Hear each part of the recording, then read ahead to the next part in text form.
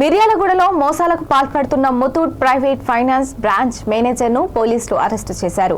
అతని వద్ద నుండి 4 లక్షల నగదు, ఒక సెల్ ఫోన్ స్వాధీనం చేసుకున్నారు.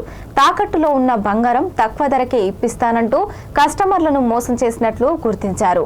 సబ్ డివిజన్ కార్యాలయంలో డీఎస్పీ రాజశేఖర్ రాజు వివరాలను వెల్లడించారు. ఇలాంటి మోసాల పట్ల ప్రజలు అప్రమత్తంగా ఉండాలంటూ డీఎస్పీ సూచించారు.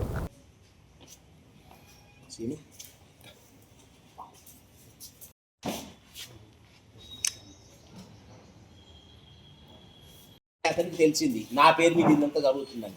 పాపం ఆయన అప్పు తెచ్చి 9,60,000 కట్టి అది తీసుకొని యూనియన్ బ్యాంక్ ఆఫ్ ఇండియాలో పెట్టుకొని కొత్త లోన్ తీసుకున్నాడు శంకర్.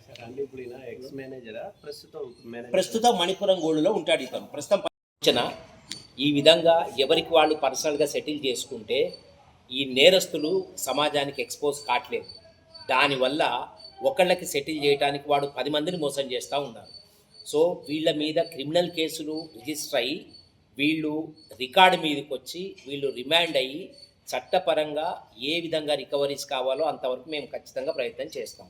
సో కాబట్టి అందరూ కూడా గమనించి ప్రస్తుతం మాకు మిర్యాలగూడలో జరిగేటటువంటి కొత్త తరహా మోసాల్లో గోల్డ్ కొనుక్కోవటానికి డిపాజిట్స్ తీసుకోవటము, ఎవరో లైసెన్స్ ఉన్న వాళ్ళ దగ్గర గోల్డ్ ఇప్పిస్తా అని మెటీరియల్ తీసుకుంటామని వాళ్ళ దగ్గర భారీ మొత్తంలో డిపాజిట్ చేసి వాళ్ళు తర్వాత డబ్బులు ఎగ్గొట్టారని చెప్పి మాకు ఈ మధ్యన కూడా కంప్లైంట్స్ వస్తున్నాయి.